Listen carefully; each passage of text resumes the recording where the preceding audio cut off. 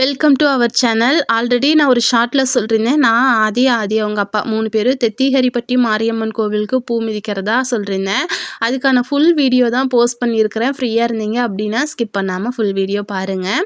புதன்கிழமை காலையிலேயே வந்துட்டு எல்லாமே ரெடி பண்ண ஆரம்பிச்சிட்டோம். மார்னிங் பொங்கல் வச்சுட்டு வந்துட்டோம் அப்படின்னா ஈவினிங் போய் பூ மிதிச்சுட்டு ஃப்ரீயாக வரலாம் அப்படின்னு சொல்லிட்டு மார்னிங் பொங்கலுக்காக தான் ரெடி பண்ணிகிட்டு இருந்தோம். ஆக்சுவலாக ஒரு 6 மணிக்கே கிளம்பலாம், 8 மணிக்கு வீட்டுக்கு வந்துடலாம் அப்படின்னு சொல்லி தான் கிளம்பிட்டு இருந்தோம். ஆனால் செய்ய வேலை முடியவே இல்லை. அதனால் வீட்டிலேருந்து கிளம்புறதுக்கே ஒரு 9 மணி ஆயிடுச்சு. அதுக்கப்புறம் போய் பழந்தேங்காய் அரிசி எல்லாமே வாங்கிட்டு அதுக்கப்புறமேட்டுக்கு தான் கோவிலுக்கு போயிருந்தோம். நாங்கள் கோவிலுக்கு போகும்போது ஒரு 10 மணி பக்கமாக இருக்கும். அந்த டைம்லேயே வந்துட்டு நிறைய பேர் பொங்கல் வைக்க வந்திருந்தாங்க. நிறைய பேர் வந்துட்டு காலையில் பொங்கல் வச்சுட்டு ஈவினிங் வந்துட்டு பூ மிதிக்கிற மெம்பர்ஸ் தான் அதிகமாக இருந்தாங்க. இந்த கோவில் பற்றி ஒரு குட்டி இன்ட்ரோ கொடுக்கணும் அப்படின்னா, நம்ம ஊர்லலாம் இப்படி மாரியம்மன் பண்டிகைக்கு நாம் மட்டும்தானே செலிப்ரேட் பண்ணுவோம். இந்த ஊர் மாரியம்மன் பண்டிகைக்கு சுற்றி இருக்கிற நிறைய டிஸ்ட்ரிக்ட்லேருந்து நிறைய பேர் வருவாங்க. பொங்கல் வைக்கிறது, கோழி இருக்கிறது, கிடா வெட்டுறது, அதுக்கப்புறம் அந்த அலகு குத்துறது, பூ மிதிக்கிறது அப்படின்னு நிறைய பேர் வந்து வேண்டுதல் வச்சு நிறைவேற்றுவாங்க. கொஞ்சம் சக்தி வாய்ந்த மாரியம்மன் அப்படின்னு சொல்லலாம். எனக்கு தெரிஞ்சு நான் ஒரு 6-7 வருஷமாக வந்துட்டு இந்த கோவிலுக்கு பூ மிதிச்சிட்ருக்கேன். எண்ணிக்கை இல்லாத அளவுக்கு வந்துட்டு நிறைய கூட்டம் வரும். இந்த பொங்கல் வைக்கிறதுக்கே நம்ம போன உடனே வைக்க முடியாது. அட்லீஸ்ட் ஒரு 1/2 அன் ஹவராவது வெயிட் பண்ணோம் அப்படின்னா தான் ஒருத்தங்க வச்சுட்டு விட்ட பிறகு அடுத்து நமக்கு அடுப்பு கிடைக்கும்.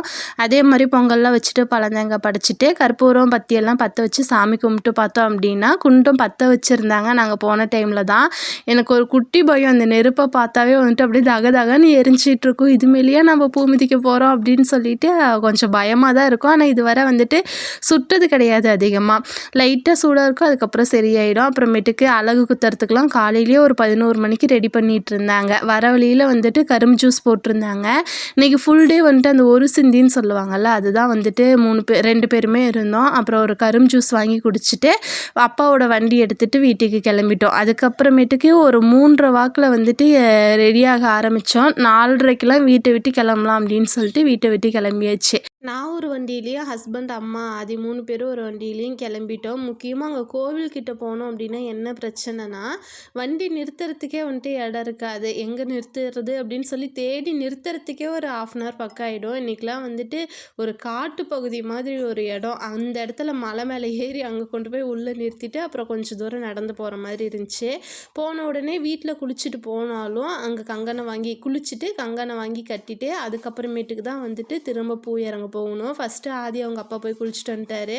அடுத்து நானும் குளிச்சுட்டு ஆதிக்கு தண்ணி தெளிச்சுட்டு பூ இறங்க ஆரம்பித்தாச்சு. சரியான கூட்டம், ஆனாலும் வந்துட்டு ரொம்ப நெரிசலாலாம் இல்லை, ஓரளவுக்கு ஸ்மூத்தாக தான் வந்துட்டு போயிட்டு இருந்துச்சு. பூவெல்லாம் இறங்கி முடிச்சுட்டு இந்த பீங்காஞ்சாடியை பார்த்தா எதுக்கு தான் அப்படி ஆசையாக இருக்குதோ தெரில, இருந்தாலும் வந்துட்டு பார்க்கணும் அப்படின்னு சொல்லிட்டு என்ன ப்ரைஸ் ஏது அப்படின்னு சொல்லி போய் விசாரிச்சிட்ருப்பேன்.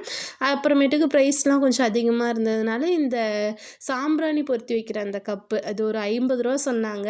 நம்ம போய் கடையில் வாங்கினாலும் எனக்கு தெரிஞ்சு அந்த ப்ரைஸாக தான் இருக்கும் அப்படின்னு சொல்லிட்டு அந்த கப்பு மட்டும் வாங்கியாச்சு. எனக்கு ரொம்ப நாளாக இந்த மண் உண்டியல் வாங்கணும்னு ஆசை. ஆனால் அதோட ப்ரைஸை கேட்டுகிட்டே ஒவ்வொரு டைமும் வச்சுட்டு வந்துடுவேன். இன்றைக்கும் கேட்டேன். இந்த யானை உண்டியல் வந்துட்டு 150 ரூபா சொன்னாங்க. அமைதியாக வச்சுட்டு பானிபூரி, ரசப்பூரி இது எல்லாத்தையும் சாப்பிட்டு வீட்டுக்கு கிளம்பியாச்சு. வீடியோ பிடிச்சிருந்துச்சுன்னா மறக்காமல் ஒரு லைக் அண்ட் சப்ஸ்கிரைப் பண்ணிக்கோங்க.